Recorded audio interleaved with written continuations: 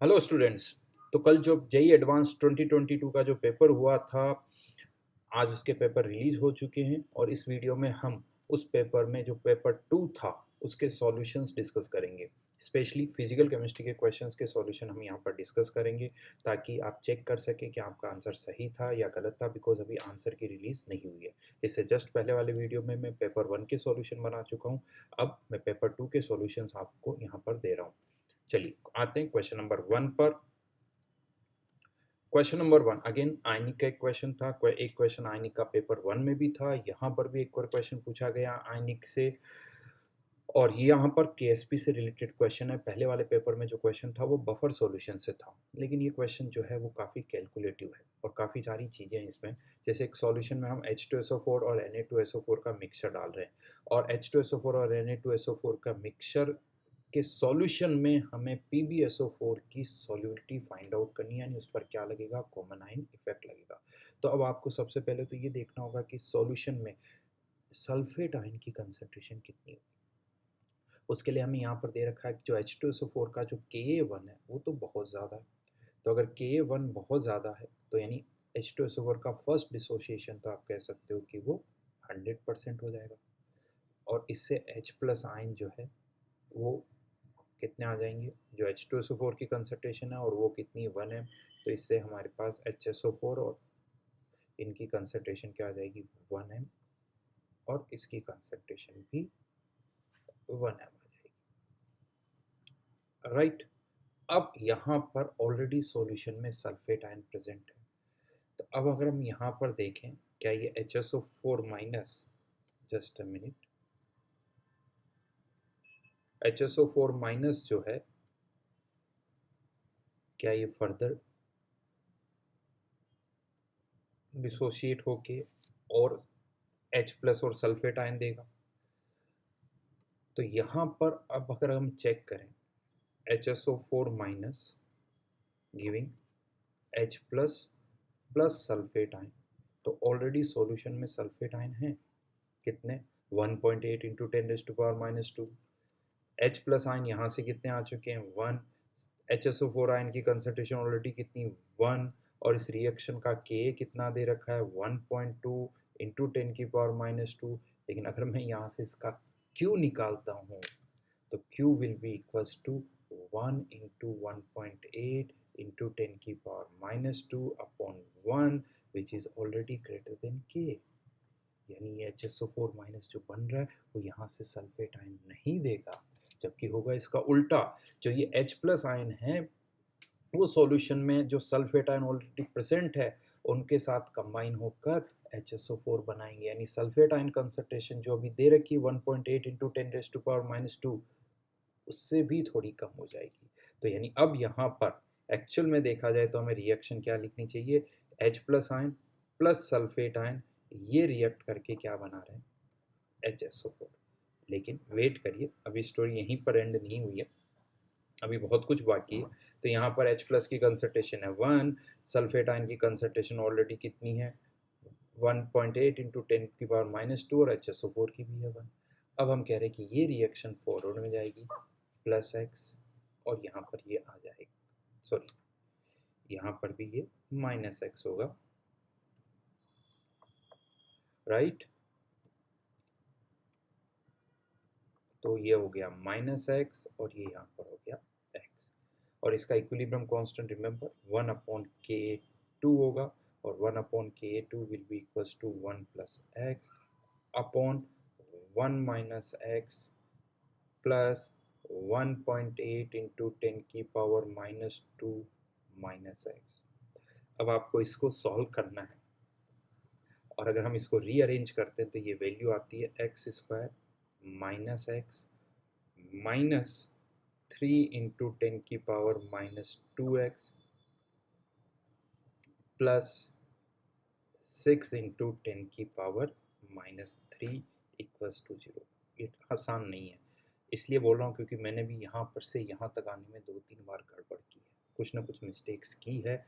सो ये यहाँ पर चांसेस है गलत होने के, अच्छी खासी स्पीड होनी चाहिए, एक्यूरेसी होनी चाहिए। अब यहाँ पर पॉइंट आता है कि ये जो x है और ये इसके रिस्पेक्ट में बहुत कम, अगर आप इसको कंसिडर करते हो तो ये 1.03 हो जाएगा। फिर उसका क्वाड्रेटिक बनाओगे, उसका स्क्वायर करोगे तो वो सब बहुत ज़्यादा कैलकुलेटिव है। तो यहाँ पर हम इसको नेगलेक्ट कर रहे हैं। अगर मैं इसको नेगलेक्ट करता हूँ तो ये x square minus x plus 6 into 10⁻³ equals to क्या हो जाएगा 0, and x will be equals to ये +1 हो जाएगा, प्लस माइनस आता है b square 1 minus 4 into 6 into 10⁻³ upon 2। और इनको अगर आप सॉल्व करते हो, अगेन ये आसान तो नहीं है ये सारी चीज़ें अगर हम करें यहाँ पर। अब यहाँ पर प्रॉब्लम आती है, अगर मैं इसको नेगलेक्ट कर दूँ 24 इंटू 10⁻³ को, तो ये एक तरह से कह सकते हैं एक्स की वैल्यू देखिए 1 तो हो ही नहीं सकती, पूरी रिएक्शन तो फॉरवर्ड में नहीं जाएगी, तो यहाँ माइनस साइन ही यूज़ करना पड़ेगा। और इसको नेगलेक्ट कर दिया तो x0 मतलब सल्फेट आयन की कंसंट्रेशन जो है वही रहेगी और नहीं, वो कम नहीं हो रही है अगर आपने ये छोटा सा अप्रोक्सीमेशन कर दिया। बट अगर आप ये अप्रोक्सीमेशन नहीं करते हो तो अच्छी खासी कैलकुलेशन है, प्लस यहाँ पर माइनस। अब इसको मुझे 20, इसको भी 10⁻³ में कन्वर्ट करना पड़ेगा। तो आई थिंक इसको करते हैं तो ये कुछ इस तरह से आता है 9760 इंटू 10⁻⁻4। अब आपको इसका स्क्वायर रूट निकालना पड़ेगा, वो भी काफ़ी एग्जैक्ट निकालना पड़ेगा। तो यहाँ पर मैं लिख रहा हूँ जगह, तो यहाँ से अगर आप लिखो, चलिए x की वैल्यू तो लिख देता हूँ मैं यहाँ पर। ये फाइनली वैल्यू आती है x की, अगर हम यहाँ से सॉल्व करें तो 0.006 यानी 0.6 इंटू 10⁻²। देखिए अब यहाँ बहुत बड़ा इश्यू है। अगर मैं यहीं पर इस डेटा को हम नेगलेक्ट कर देते तो x 0 आ रहा है। वैसे कह सकते हो सर x 0 के ऑलमोस्ट बहुत पास में है 0.006, लेकिन उसका इम्पैक्ट यहाँ पर पड़ रहा है। तो अब दो केसेस बनते हैं, या तो हम x को 0 मान लें या x की ये वाली वैल्यू। अगर आप x को 0 मानते हो तो सल्फेट आयन कंसंट्रेशन यही रह जाएगी, लेकिन अगर हम x को 0 नहीं मानते हैं तो सल्फेट आयन कंसंट्रेशन कितनी आ जाएगी, फाइनल सल्फेट आयन कंसंट्रेशन की मैं बात कर रहा हूँ, और ये आ जाती है 1.8 into 10⁻² minus 0.6 into 10⁻², which is 1.2 into 10⁻²। और अब अगर हम कॉमन आयन इफेक्ट के बाद लेड सॉल्युबिलिटी फाइंड आउट करें तो सल्फेट लेड आयन की कंसंट्रेशन KSP कितना दे रखा है 1.6 into 10⁻8 divided by total sulphate ion concentration which is 1.2 into 10⁻²। तो ये आ जाता है 4/3 इंटू 10⁻6, यानी आंसर जो होगा वो होगा 6, क्योंकि हमें इस फॉर्मेट में फिल करना है तो दिस विल बी 6। लेकिन अगर आप यहाँ पर ये तब सब है, अगर आपने इसको यहाँ नेगलेक्ट कर दिया तो x 0 हो जाएगा, और x अगर 0 हो गया तो sulphate ion concentration 1.8 into 10⁻⁻, if x is neglected, या यहाँ से हम x इक्वल्स टू मैं 0 कर देता हूँ, नेगलेक्ट तो नहीं, यानी x को मैंने यहाँ से निकालने पर अगर इसको नेगलेक्ट कर दिया तो x क्या आ जाएगा 0, और उस केस में फिर सल्फेट आयन कंसंट्रेशन 1.8 इंटू 10⁻², तो वहाँ पर फिर लेड आयन की कंसंट्रेशन जो है वो KSP यानी 1.6 इंटू 10⁻8 डिवाइडेड बाय 1.8 इंटू 10⁻², और अब ये यहाँ पर 16/1.8 इंटू 10⁻⁷, तो ये आंसर आ जाता है 7। तो देखिए जेई क्या आंसर देता है, क्या जेई इतनी सारी कैलकुलेशन को कंसिडर करता है। अगर ये सारी calculation lengthy but exact calculation हम कंसिडर करें तो आंसर आएगा 6, बट अगर कुछ अप्रोक्सीमेशन कर देते हैं तो आंसर आ जाता है 7। तो देखते हैं, I am not sure answer क्या होगा, 6 होगा 7 होगा, बट पॉसिबिलिटी दोनों की है, राइट। क्वेश्चन नंबर 2 पर आते हैं। क्वेश्चन नंबर 2, ये लिक्विड सॉल्यूशन का क्वेश्चन है। लिक्विड सॉल्यूशन में आपने एक आयनिक सॉल्ट है जो कि हम वाटर में मिक्स कर रहे हैं। Relative lowering in vapour pressure आपको दे रखा है और उससे आपको ये बताना है कि जो सॉल्ट है उसमें कितने आयंस प्रेजेंट है। तो अकॉर्डिंग टू राउल्स लॉ जो फॉर्मूला है P note minus P S upon P S वाला फॉर्मूला मैं यूज़ कर रहा हूँ। वैसे यहाँ पर चेंज नहीं आएगा, थोड़ा बहुत क्योंकि आंसर आपको सिंगल डिजिट में भरना है, लेकिन मैं एग्जैक्टली कर रहा हूँ तो उस केस में यहाँ पर हम एन अपॉन कैपिटल एन लिख सकते हैं मल्टीप्लाइड बाय फिर वांट ऑफ फैक्टर। अगर हम इन दोनों का डिफरेंस देखें यहाँ पर, ये जो डेटा गिवन है मैं डिफरेंस डायरेक्ट पुट कर रहा हूँ 0.276 डिवाइडेड बाय 59.724। आई थिंक आप 60 भी यूज़ कर सकते हो।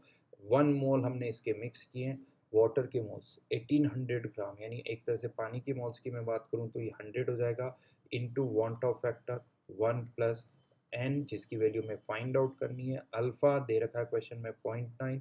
अगर हम इसको सॉल्व करते हैं तो ये n माइनस 1 की वैल्यू जो आएगी वो आती है 4.02, यानी n इक्वल्स टू 5 कह सकते हैं।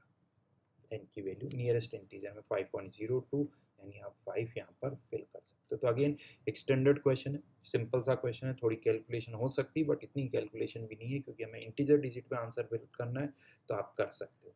तो ये था क्वेश्चन नंबर 2 लिक्विड सॉल्यूशन से। क्वेश्चन नंबर 3 पर आते हैं। अगेन यस, क्वेश्चन जो है डेटा बहुत सारे हैं। कुछ डेटा आपको यहाँ पर दे रखे हैं लैम्डा इनफाइनाइट के, लिमिटिंग मोलर कंडक्टिविटी हो चाहते तो एक और कंपाउंड के लिए भी वो दे सकते थे, थर्ड कंपाउंड के लिए भी, इसके लिए भी, लेकिन इसके लिए उन्होंने ये इन्फॉर्मेशन यहाँ नहीं दी। इसके लिए एक ग्राफ बनाया। अब आपको स्ट्रेट लाइन की इक्वेशन फाइंड आउट करनी होगी, उसका इंटरसेप्ट निकालना होगा, उससे आपको इसका लैम्डा इनफाइनाइट निकालना पड़ेगा, क्योंकि हमें अगर क्वेश्चन सॉल्व करना है तो इसका तीनों के लैम्डा इनफाइनाइट का डेटा पता होना चाहिए। तो अगेन लेंदी क्वेश्चन है, पेशेंस के साथ करना पड़ेगा, सिस्टमेटिकली करना पड़ेगा। तो सबसे पहले तो मैं इससे यूज़ कर lambda infinite of this one, तो यहाँ पर इक्वेशंस में यहाँ लिख रहा हूँ। तो लैम्डा इनफाइनाइट 250 दे रखा है, जो कि क्या हो जाएगा m times lambda of u। मैं इस पर इनकी वैलेंसीज नहीं लिख रहा हूँ, नहीं तो इतने सारे वेरिएबल्स दिखते हैं, समझ में नहीं आता कि कौन सा वेरिएबल मैं लिख रहा हूँ, तो इसीलिए मैंने u ही लिख दिया है, plus n multiplied by lambda of y which equals to 250। Equation number 1। Equation number 2 क्या बनेगी, m multiplied by lambda of v plus n, मैंने कुछ यहाँ पर गड़बड़ कर दी, यहाँ पर ये n नहीं आएगा, यहाँ पर ये सॉरी p आएगा, right. n times lambda of x equals to 440। ये हो गई हमारी इक्वेशन नंबर 2। अब आपको क्या करना है, स्ट्रेट लाइन की पहले इक्वेशन लिखनी होगी और उसका इंटरसेप्ट फाइंड आउट करना होगा। तो यहाँ पर मैं डायरेक्टली लिख रहा हूँ, नहीं तो बहुत सारी चीज़ें होंगी। स्ट्रेट लाइन आपको इस पॉइंट के कोऑर्डिनेट पता है, आपको इस पॉइंट के कोऑर्डिनेट पता है, और इन दोनों से आप स्ट्रेट लाइन की इक्वेशन लिख सकते हो। और फाइनली ये जो स्ट्रेट लाइन की इक्वेशन आएगी lambda m equals to -100 square root of c plus 340, और ये जो इंटरसेप्ट होता है वो लैम्डा एम इनफाइनाइट हो जाएगा। तो हमें लैम्डा एम इनफाइनाइट ऑफ इसका भी पता चल गया, इस पर्टिकुलर कंपाउंड का, यानी m lambda of z plus n lambda of x equals to 340। ये हो गई इक्वेशन नंबर 3। अब हमें यहाँ पर z u v x y इन सब के डेटा दे रखे हैं, यानी इक्वेशंस में आप ये वैल्यू पुट कर दो तो एक्स पे एम पी एन, ये 3 वेरिएबल हमारे पास रह जाएंगे। और यहाँ से अगर हम सॉल्व करते हैं, ये आप कर सकते हो, तो m की वैल्यू आ जाएगी 2, n की वैल्यू आ जाएगी 3 और p की वैल्यू आ जाएगी 2, यानी टोटल करेंगे तो ये आ जाता है 7, यानी इस क्वेश्चन का जो आंसर होगा वो होगा 7। तो इक्वेशंस बनानी है, टाइम टेकिंग है। इंपॉर्टेंट पॉइंट ये है कि कितना जल्दी आप सॉल्व करते हो। कुछ कुछ कॉन्सेप्ट यूज़ किए गए हैं, जैसे स्ट्रेट लाइन का इंटरसेप्ट का मतलब समझ में आना चाहिए, तो ये डेटा कहाँ से पिक करने वो आपको देखना होगा। तो इलेक्ट्रोकेमिस्ट्री से ये क्वेश्चन है ये। देन आगे बढ़ते हैं।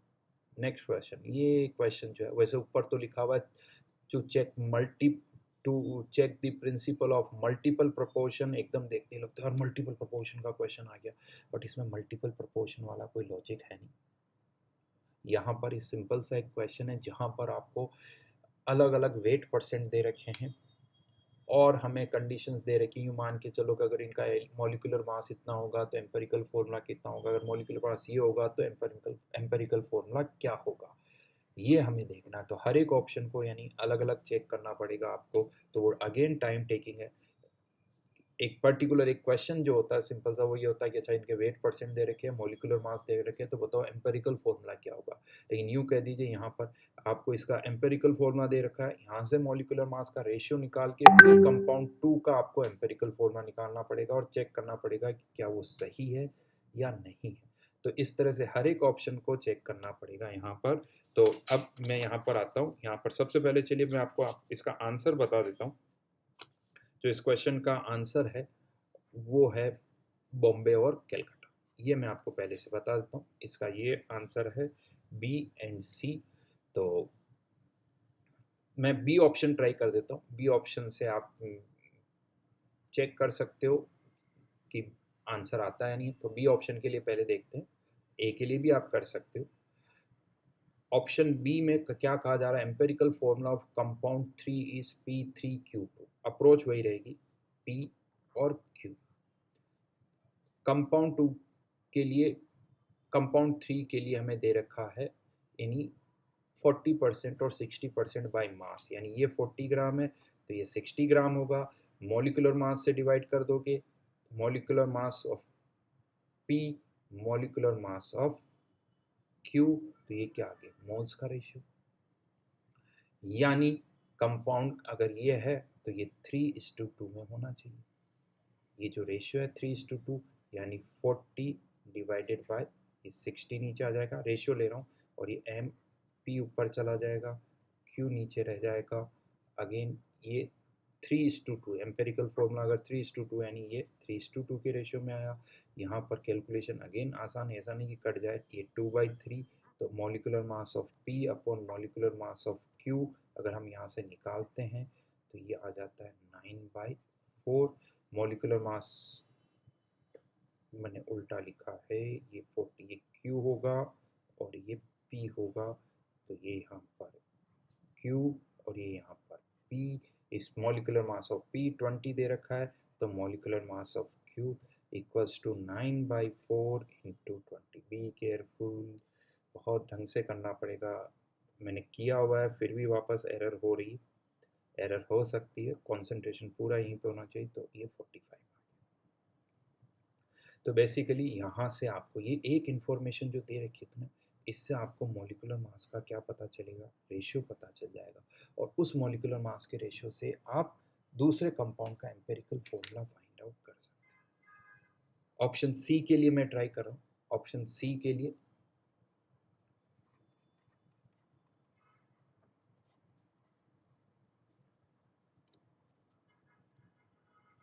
ऑप्शन सी, यहाँ पर मैं empirical formula of compound 1 use कर रहा हूँ, क्योंकि यहाँ पर 50% दे रखा है, तो वो थोड़ा कैलकुलेशन आई थिंक आसान होगी। तो 50% और ये भी 50%, फिर से वही molecular mass of P, molecular mass of Q. तो यहाँ से अगर हम रेशियो लेते हैं तो as per the given information compound का फॉर्मूला 5/4 है, यानी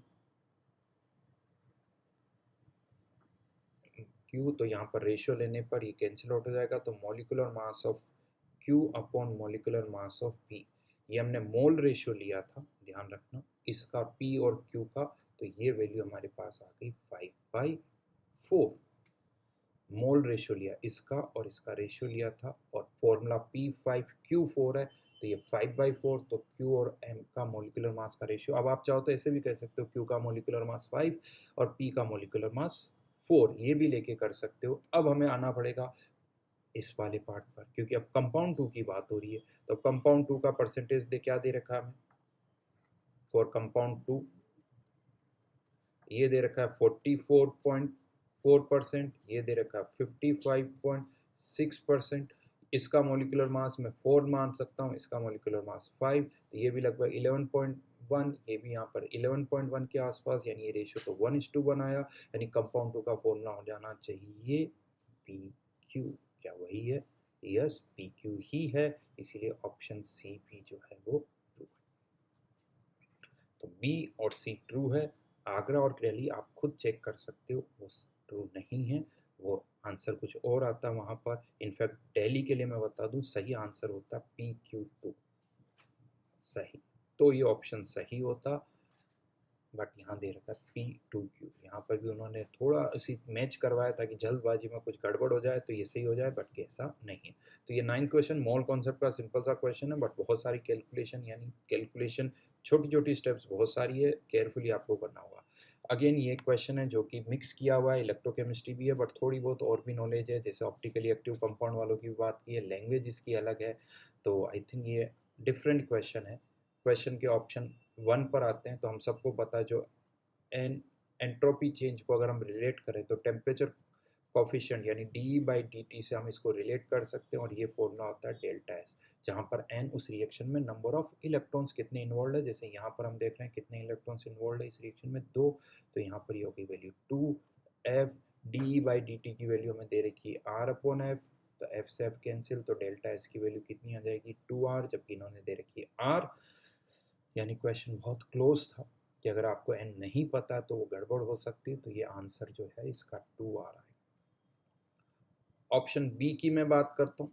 ऑप्शन बी की, अगर ये ऑप्शन ए है जो कि अब फॉल्स हो गया, इसका आंसर अगर मैं आपको पहले बताऊँ तो इसका आंसर बॉम्बे, कलकत्ता और दिल्ली होना चाहिए। ऑप्शन बी में अब लॉजिक क्या है कि पूछा जा रहा है कि क्या हमें ये तो पता है क्योंकि एनोड पर कंसंट्रेशन जो है H प्लस की, ये कॉन्सेंट्रेशन सेल है, एनोड पर H प्लस की कॉन्सेंट्रेशन कैथोड से कम है, यानी इसका मतलब इस सेल का सेल पोटेंशियल पॉजिटिव होगा, यानी एक स्पॉन्टेनियस रिएक्शन होगी, यानी ये रिएक्शन होगी। क्वेश्चन ये पूछा जा रहा है क्या ये एंट्रोपी ड्रिवन होगी, तो थोड़ा अलग क्वेश्चन है, डेफिनेटली लैंग्वेज थोड़ी अलग है, बट लॉजिक ये है कि यहाँ पर सिंस एनोड और कैथोड पर रिएक्शन सेम हो रही है, एनोड पर जो रिएक्शन हो रही है जस्ट उसकी रिवर्स रिएक्शन हो रही है, तो ओवरऑल रिएक्शन का अगर हम डेल्टा एच देखें तो आई थिंक तो जीरो होना चाहिए। तो ओवरऑल रिएक्शन का डेल्टा एच जीरो, तो इसका मतलब ये रिएक्शन स्पॉन्टेनियस है, तो इसको स्पॉन्टेनियस कौन बना रहा है, इसका मतलब इसको, क्योंकि ये डेल्टा एच जीरो हो रहा है क्योंकि एनोड और कैथोड पर रिएक्शन सेम है और जस्ट अपोजिट है, तो ये डेल्टा एच जीरो हो जाएगा, तो इसका मतलब ये रिएक्शन मेनली किसके कारण हो रही है, डेल्टा एच के कारण। तो आप कह सकते हो it is yes, it is entropy driven process rather than delta H.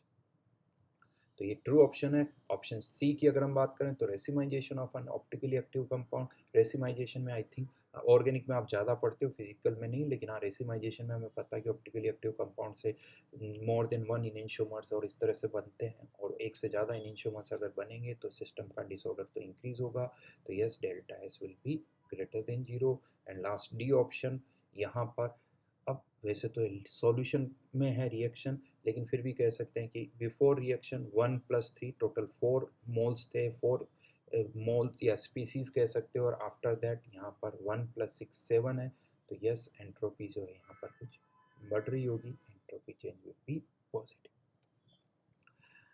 तो ये था, अच्छा क्वेश्चन है, आई होप जेई का आंसर यही होगा, BCD होना चाहिए। देखते हैं जेई इसका क्या आंसर देता है, क्या लॉजिक लगाता है, बिकॉज लैंग्वेज डिफरेंट है, लैंग्वेज कुछ नहीं है, बट मोस्ट प्रोबेबली आंसर यही होना चाहिए। और ये एक क्वेश्चन है जो आई थिंक कह सकते हैं कि देखिए क्वेश्चंस बहुत सारे जो हम पढ़ते हैं उसी तरह से थे, बट वैल्यूज़ अलग थी, डेटा अलग थे, आपको सॉल्व करना पड़ेगा, लेकिन पेपर में ये एक ऐसा क्वेश्चन है जिसके लिए मुझे जहाँ तक, क्योंकि ये एग्जांपल मैं क्लास में लेता हूँ, आप जो स्टूडेंट्स हैं उनको सेम एग्जांपल मैं बताता था, पैकिंग फ्रैक्शन हम निकालते हैं, बिकॉज ये और कुछ नहीं डायमंड का ही स्ट्रक्चर है, डायमंड के स्ट्रक्चर की पैकिंग एफिशिएंसी आपको फाइंड आउट करनी है, और ये हम कैलकुलेट करते हैं, और डायमंड का पैकिंग फ्रैक्शन बहुत कम आता है, स्पेशली बहुत कम आता है, तो ये सरप्राइजिंग भी होता है कि डायमंड जो कि इतना हार्डेस्ट होता है लेकिन उसका पैकिंग फ्रैक्शन इतना कम कैसे हो सकता है। तो बहुतों को, बहुत सारे स्टूडेंट जब पहली बार इस क्वेश्चन को अटेम्प्ट करते हैं तो उनको लगता है आंसर तो कुछ 75%, क्योंकि एफसीसी की पैकिंग फ्रैक्शन ही 74 होती है, तो उससे तो कुछ ज़्यादा ही होना चाहिए, लेकिन ऐसा नहीं है, क्योंकि यहाँ पर कार्बन जो है, आधे कार्बन एटम FCC लेटिस बनाते हैं, डायमंड की बात कर रहा हूँ और यहाँ क्या लिखा हुआ है, और आधे कार्बन एटम जो है वो टेट्राहेड्रल वॉइड में जाते हैं, यानी X को आप यहाँ पर कार्बन की तरह ट्रीट कर सकते हो, कोई प्रॉब्लम नहीं है। तो X atoms occupy FCC lattice as well as alternate tetrahedral void, 8 tetrahedral void होते हैं, उसमें से 4 ऑक्यूपाइड है, तो यानी 4 X के एटम्स तो FCC बना रहे हैं और 4 X के एटम्स टेट्राहेड्रल वॉइड में जा रहे हैं, तो पर यूनिट सेल जो नंबर ऑफ एटम्स होंगे कार्बन के यानी X के, वो कितने हो जाएंगे 8। सिंस कार्बन टेट्राहेड्रल वॉइड में जा रहा है तो अब कार्बन एटम जो कि FCC बना रहे हैं वो एक दूसरे को टच नहीं करेंगे, तो √3a/4 equals to 2 times of radius of carbon बोल सकता हूँ मैं, यहाँ पर X को कार्बन की तरह ट्रीट कर रहा हूँ क्योंकि उसमें अंडरस्टैंडिंग ज़्यादा सही रहती है। तो ये √3a/4 के एक टेट्राहेड्रल वॉइड की कॉर्नर से जो डिस्टेंस होती है, ये कॉर्नर है, ये क्यूब का सेंटर, अगेन ये कॉर्नर, तो यहाँ पर एक टेट्राहेड्रल वॉइड होगा और यहाँ पर भी एक टेट्राहेड्रल वॉइड होगा, तो कॉर्नर की टेट्राहेड्रल वॉइड से ये डिस्टेंस होगी। अब इस इंफॉर्मेशन से हम पेकिंग फ्रैक्शन या एफिशिएंसी फाइंड आउट कर सकते हैं। 8 एटम्स 4/3 πr³ और ए क्यूब से डिवाइड कर दीजिए, ए और आर में रिलेशन पता है, ए और आर में अगर आप इसको पुट करते हो तो ये कुछ 34% के आसपास कुछ आता है यहाँ पर, यानी नियरेस्ट ऑप्शन इज दिल्ली। तो बहुतों को आई थिंक ये आंसर याद होगा क्योंकि ये क्लास में किया हुआ है, डायमंड का स्पेशल केस और इतनी कम पेकिंग फ्रैक्शन आता है तो ये हमें याद भी रहता है। तो ये थे पेपर 2 में क्वेश्चन। पेपर 2 में देखा जाए ओवरऑल 6 क्वेश्चन है, पेपर 1 में 5 क्वेश्चन थे बट डायरेक्टली 5 थे, कुछ क्वेश्चन जो थे वो इनऑर्गेनिक और मोल कॉन्सेप्ट के मिक्स थे जिनको मैंने डिस्कस नहीं किया है। तो पेपर में जो वेटेज है आई थिंक फिजिकल केमिस्ट्री का वो 1/3 के आसपास है। Thank you.